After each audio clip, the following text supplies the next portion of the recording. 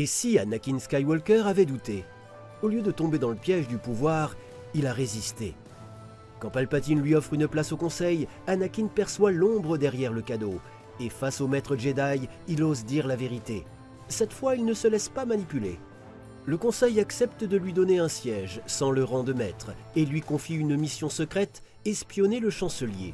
Anakin accepte, mais les mots de Palpatine s'insinuent dans son esprit. Des promesses de pouvoir, de vie éternelle, de Padmé sauvée de la mort. Et quand le nom de Dark Plagueis surgit, les Jedi comprennent, Palpatine pourrait bien être un Sith. Anakin le confronte, le masque tombe, le sabre s'allume, le combat éclate. Mais le piège se referme, Palpatine retourne la situation, accuse Anakin de tentative d'assassinat et le fait passer pour un traître. Traqué, isolé, Anakin fuit. Mais il n'est pas seul. Ahsoka le retrouve, Ventress aussi, Rex, Kix et les derniers clones fidèles rejoignent la cause. Ensemble, ils découvrent la vérité. Les puces dans le cerveau des clones, l'ordre 66, le plan de Palpatine. Mais les soldats les retrouvent, et c'est Maul, l'ancien Sith, qui les sauve à la dernière seconde. Une alliance improbable naît dans les profondeurs de Coruscant. Jedi, renégats, clones. Et au centre de tout, un Anakin réveillé, prêt à se battre pour la vérité. L'Empire peut encore être stoppé, mais il faudra frapper fort et vite. Mais avant qu'on rentre dans le vif du sujet, n'oubliez pas de liker, de vous abonner et d'activer la cloche. Ça nous aide énormément à créer du contenu toujours meilleur. Merci pour votre soutien. Maintenant, allons-y. Le temple Jedi n'a jamais été aussi silencieux. Dans la salle du conseil, l'atmosphère est lourde, étouffante. Les maîtres sont rassemblés, en cercle comme toujours. Mais leurs regards sont fuyants, leurs pensées dispersées.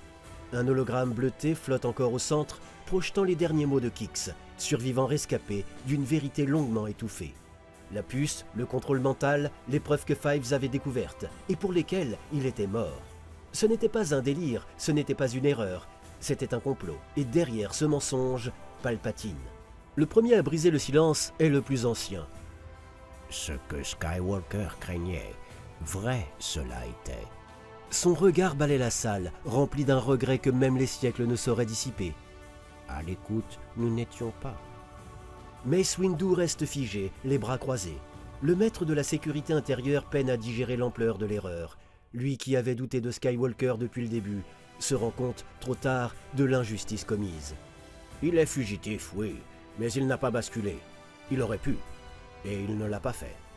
Obi-Wan lève enfin les yeux, ses traits sont tirés, son visage marqué. Il a formé Anakin, il l'a aimé comme un frère, et douté de lui comme d'un danger.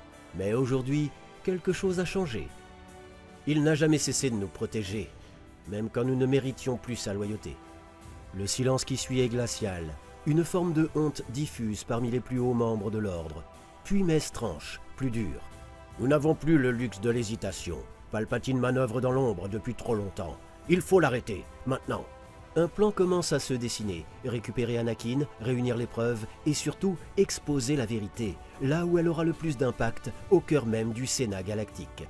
Yoda ferme les yeux, son esprit sondant l'avenir. Prudent, rester nous devons. Ou l'ordre, balayé il sera. Le Conseil s'ajuste. Pour la première fois depuis longtemps, l'unité renaît, non plus autour d'une république aveuglée, mais autour de la vérité. Au même moment, dans un appartement du district 5000, la lumière du jour peine à filtrer à travers les persiennes fermées. Padmé Amidala, ancienne reine, sénatrice respectée, se tient debout dans la pénombre. Devant elle, un hologramme bleu vacille. Le visage d'Anakin, enregistré quelques heures plus tôt, y parle à voix basse, presque en chuchotant. Il lui dit qu'il va agir, qu'il n'a plus le choix, qu'elle doit rester loin de tout cela. Mais elle ne peut pas. Depuis l'accusation de complicité portée contre elle par la commission éthique, ses comptes ont été gelés. Son honneur sali, on la surveille, la presse la traque. Mais Padmé n'a pas peur. Elle ne vit plus dans la peur depuis longtemps. Elle éteint l'hologramme, enfile sa cape, passe devant le miroir sans un regard, puis elle murmure pour elle-même. Ils ont menti sur lui, mais je connais la vérité. Et sans hésiter, elle quitte l'appartement, disparaissant dans les couloirs du district. Direction les profondeurs. Dans les bas-fonds de Coruscant, le bruit est constant, mécanique, sale, étouffé. Les étages inférieurs de la cité-monde vivent à un autre rythme, un autre monde. C'est là, dans un ancien niveau de maintenance du secteur 1313, que l'unité brisée s'est reconstruite. Rex, blessé, s'est installé dans un ancien poste de commandement abandonné. Autour de lui, des droïdes médicaux récupérés, quelques vivres, et les rares survivants d'une vérité trop lourde. Ventress, l'ancienne assassine, Maul, le prince déchu, Ahsoka, la padawan reniée, et au centre, Anakin Skywalker. Le regard droit, l'esprit aiguisé, il n'est plus Jedi, il n'est pas Sith, il est autre chose. Ce n'est pas un repère, c'est un sanctuaire, mais l'heure n'est plus à la fuite. Ils se tiennent autour d'un projecteur holographique, sur l'image, le Sénat galactique, et surtout un plan d'accès. Maul commente, froid, précis. Palpatine a transformé l'ancien noyau de sécurité en centre de surveillance personnelle. Il enregistre tout, absolument tout. Ahsoka fronce les sourcils. Donc il y a des preuves. Il y en avait, et j'en ai gardé une copie. Il active un cristal mémoire, des extraits se lancent, des conversations, des plans, des ordres. Et la voix du chancelier. Les Jedi ne savent rien, mais bientôt, ils tomberont, un à un. La voix est claire, incontestable, irréfutable. Un frisson passe, Anakin prend la parole. Si on diffuse ça, tout change. Ventress ricane. Tu crois vraiment que ça suffit? Ils contrôlent les médias, le Sénat, les armées. Même avec ça, tu restes un traître à leurs yeux. Mais une autre voix surgit, douce, familière. Pas aux yeux de tous. Il se retourne. Padmé. Elle entre, seule, déterminée. Ahsoka reste figée. Padmé, que faites-vous ici?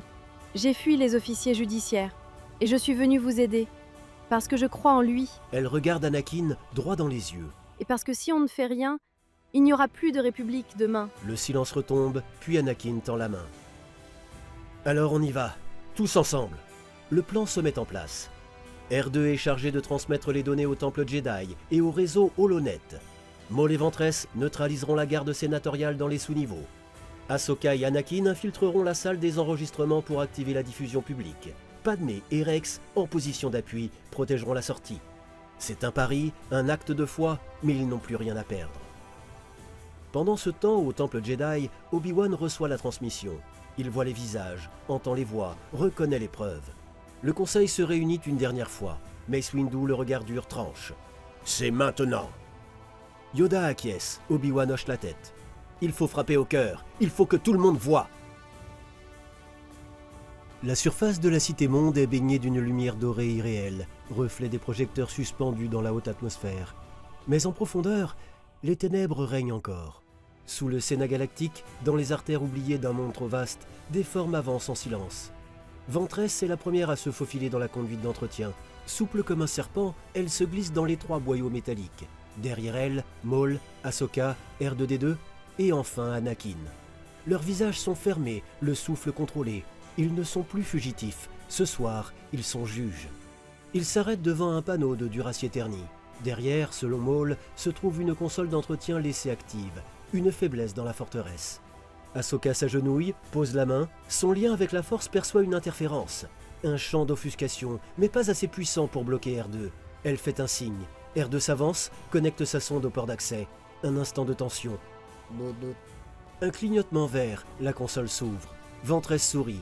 Comme quoi les droïdes peuvent encore être utiles. Ahsoka réplique, sans même tourner la tête. Il est plus loyal que toi ne le seras jamais. Un soupçon de sourire se glisse sur les lèvres d'Anakin. Même ici, même maintenant, il y a encore de la vie. L'hologramme se déploie, des fragments de voix se superposent, d'abord confus, puis de plus en plus limpides. La voix du comte Dooku se distingue, les révélations sont terrifiantes. Accusations contre les Jedi, désignation d'Anakin comme outil instable mais exploitable, mention explicite d'un ordre secret prêt à frapper. Et puis la voix du chancelier domine toutes les autres. Froidement, il expose son emprise sur le Sénat, sur l'armée, sur la galaxie elle-même. Il ne cache rien. Il promet la chute prochaine de l'ordre Jedi et la destruction d'Anakin s'il venait à s'interposer. Chaque mot est une lame. Ahsoka se crispe, Ventress détourne les yeux, même Maul, pourtant forgé dans les ténèbres, semble frémir. Lorsque l'enregistrement s'arrête, le silence qui s'abat pèse comme un verdict, irréfutable, inéluctable. Anakin ne dit rien, il tourne simplement la tête vers R2 et lui demande de transmettre ceci au temple Jedi ainsi qu'au réseau libre. R2 obéit. Quelques secondes plus tard, dans les profondeurs du temple Jedi, un maître de transmission relève une anomalie. Obi-Wan est alerté, puis Yoda, puis Mace. Le fichier est pur, authentique, irréfutable. Dans les salles du conseil, les visages se figent. Un monde est en train de basculer. Anakin regarde ses compagnons. Ce n'est pas fini. Il faut qu'ils le voient, qu'il voie sa vraie nature. Pas dans l'ombre, en pleine lumière. Maul se penche, la voix rauque. Tu veux l'affronter au Sénat? Là où il croit être invincible. Ventress lève un sourcil. Tu vas le défier en public? Tu crois qu'il respectera les règles? Anakin répond, les yeux sombres mais clairs. Il n'a jamais respecté les règles, mais moi, je veux que le monde le voie sans masque. Un silence, puis Ahsoka pose une main sur son bras. Alors allons-y. Le Sénat galactique. Des centaines de plateformes suspendues dans le vide. Des milliers de voix, des millions de regards. C'est ici que les lois naissent, que les guerres sont déclarées et que les empires prennent racine. Ce soir, le chancelier Palpatine s'avance vers son pupitre. Sa silhouette encapuchonnée projette une ombre gigantesque sur les murs dorés. Autour de lui, les sénateurs bruissent comme un essaim nerveux. L'atmosphère est électrique. Les rumeurs vont bon train depuis l'aube. D'étranges mouvements au sein du temple Jedi, des coupures dans le réseau Holonet, des accusations en coulisses. Mais Palpatine sait se montrer rassurant. « Mes chers amis », dit-il avec une lenteur calculée. Sa voix douce et venimeuse caresse chaque oreille, chaque esprit. Les droïdes caméras s'activent, les écrans géants s'illuminent, la galaxie entière regarde. Ce jour devrait marquer la fin de la guerre, la victoire de l'ordre sur le chaos. Et pourtant, certains parmi nous refusent encore cette paix. Il marque une pause et laisse tomber le masque. Les Jedi. Un frisson parcourt l'assemblée. Des murmures d'incompréhension montent, suivis de réactions confuses. Certains s'indignent à voix basse, d'autres, plus rares, acquiescent déjà. L'accusation tombe, implacable. Les Jedi sont désignés comme les véritables ennemis de la République, infiltrateurs, manipulateurs, agents d'un putsch invisible. À peine l'idée semée, le piège s'active. Un simple geste suffit. Les gardes sénatoriaux se mettent en mouvement, les plateformes se verrouillent, isolant certains sénateurs. La tension explose. Certains sénateurs comprennent. Ce n'est pas un discours, c'est un coup de force. Et il a déjà commencé. Mais une lumière jaillit, un grésillement, puis l'image d'Anakin Skywalker s'affiche sur les écrans, calme, résolu. « Ce que vous entendez est un mensonge !» Les sénateurs se figent, pris de court par la projection qui s'impose à eux. L'accusation change de camp. Un retournement brutal révèle que Palpatine ne serait pas la victime, mais l'architecte de la guerre. Chef des séparatistes dans l'ombre, manipulateur des clones, instigateur des conflits. La salle explose de réactions contradictoires, des éclats de rire nerveux, des cris d'indignation, des protestations outrées. Au centre de tout cela, Palpatine se redresse lentement. Son masque d'homme d'État s'effrite. Il joue encore la surprise, mais ses yeux, eux, trahissent déjà autre chose. Voilà donc votre héros, le traître, l'assassin. Mais R2 s'active, et soudain sur tous les écrans, l'enregistrement. Sa voix, ses mots, son aveu. J'ai le Sénat, j'ai l'armée, et bientôt, j'aurai la galaxie. La salle chavire, certains sénateurs hurlent, d'autres se lèvent, beaucoup restent figés, pétrifiés d'horreur. Palpatine recule d'un pas, son regard se plisse, il comprend, il a été exposé. Mais il n'est pas vaincu. Alors, soit, dit-il d'une voix plus grave. Il tend la main, la foudre jaillit. Un éclair traverse la salle, un garde s'effondre, la panique éclate. Padmé s'abrite. Bail Organa crie des ordres. Mon Mothma court vers la sortie et dans un vrombissement, une porte explose. Anakin surgit, sabre bleu allumé, le visage figé, le regard brûlant. À ses côtés, Ahsoka, Maul, Ventress. Le chaos est total, le duel commence. La salle du Sénat n'est plus qu'un champ de ruines. Des plateformes brisées flottent en équilibre, des corps gisent, inconscients ou morts, des flammes lèchent les murs d'or.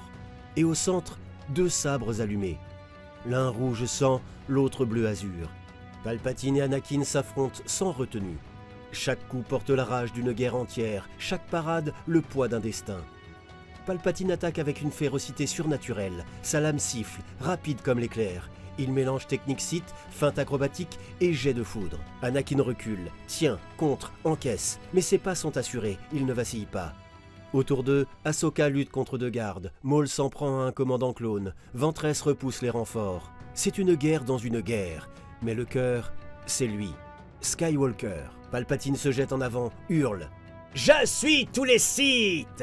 Anakin bloque, les lames vibrent. Il repousse l'attaque, frappe, fait jaillir une onde de force pure. Palpatine recule, chancelle, mais il rit. « Tu crois que ça changera quelque chose? Le peuple veut l'ordre, il veut la peur, il me veut, moi !» Il tend les mains, une déferlante d'éclairs jaillit. Anakin tombe à genoux, les bras tremblants, submergés. Le sol se fissure sous lui, mais une voix s'élève. Non! Ahsoka. Elle saute, sabre croisé, protège Anakin de son corps. La foudre la frappe, mais elle tient bon. Puis une autre lame, bleue, Obi-Wan surgit à son tour. Et enfin, Mace Windu. Le conseil est là. Yoda, Plo Koon, Ki-Adi-Mundi, tous unis. Palpatine regarde autour de lui, l'instant se fige. Il est encerclé, mais il ne fuit pas. Il rugit et fonce. Le duel final commence. Un combat dantesque, des dizaines de sabres, des ondes de force, des explosions, des hurlements. Le sol s'effondre, des plateformes chutent, l'électricité danse dans l'air. Palpatine seul contre tous, mais presque invincible. Il transperce un mètre, éjecte Ahsoka, blesse Windu. Mais Anakin se relève, il court, bondit et d'un cri, il frappe. Le sabre traverse le torse de Palpatine, puis un second coup, et un troisième. Le Sith chancelle, s'écroule, et dans un dernier souffle, « Tu étais à moi. » Anakin, les yeux humides, murmure, « Tu ne m'as jamais eu. » Le silence retombe, la guerre est finie. Le feu s'est tu, les cris aussi. Dans les décombres du Sénat, les Jedi relèvent les blessés. Les écrans sont figés sur l'image d'un homme à genoux, sabre éteint, regard tourné vers l'infini. Anakin Skywalker. Quelques heures plus tard, un message traverse la galaxie, transmis par le Temple, relayé par les systèmes libres, répété sur chaque onde. Le chancelier Palpatine était un Sith. Il a provoqué la guerre des clones. Il a tenté de renverser la République. Il a été arrêté par la force unie des Jedi, des sénateurs et des citoyens libres. Le choc est total. Sur Naboo, les drapeaux se lèvent. Sur Mandalore, les canons se taisent. Et sur Kamino, les derniers lots de clones sont désactivés. Un nouveau Sénat se forme, sous la garde du Conseil Jedi. Padmé Amidala y siège, plus forte que jamais. Elle est blanchie de toutes les accusations, et bientôt, elle annonce sa grossesse. Une vague d'émotion traverse Coruscant. L'enfant de Skywalker, un symbole d'espoir ou une menace future, nul ne le sait. Anakin, lui, n'a pas regagné le temple. Il est parti, ni banni, ni accueilli, mais parti. Il a quitté Padmé dans un souffle, l'a embrassée, l'a remerciée, et il a dit « Je dois comprendre qui je suis. Sans guerre, sans titre, juste moi. » Ahsoka l'a regardé partir sans un mot, mais avec un sourire. Elle est restée. Le conseil, brisé mais vivant, s'est reformé. Yoda, silencieux, a décidé de s'exiler. Non pas par honte, mais pour guider la force ailleurs. L'ordre Jedi n'est plus le même, plus dogmatique, plus aveugle. Il écoute, il apprend, il doute parfois. Mais il survit. Et dans une autre région de la galaxie, sur une planète inconnue, un homme marche seul. Il ne porte plus d'armure, pas de sabre, juste un manteau usé par le vent. Il regarde le ciel, ferme les yeux, et la force lui répond. L'Empire n'a jamais vu le jour, mais les ténèbres ne disparaissent jamais vraiment. Et dans un coin reculé de la galaxie, un nouveau mal s'éveille. Et toi, aurais-tu suivi la voie des Jedi ou celle de Skywalker? Dis-le nous en commentaire, et que la force soit avec toi.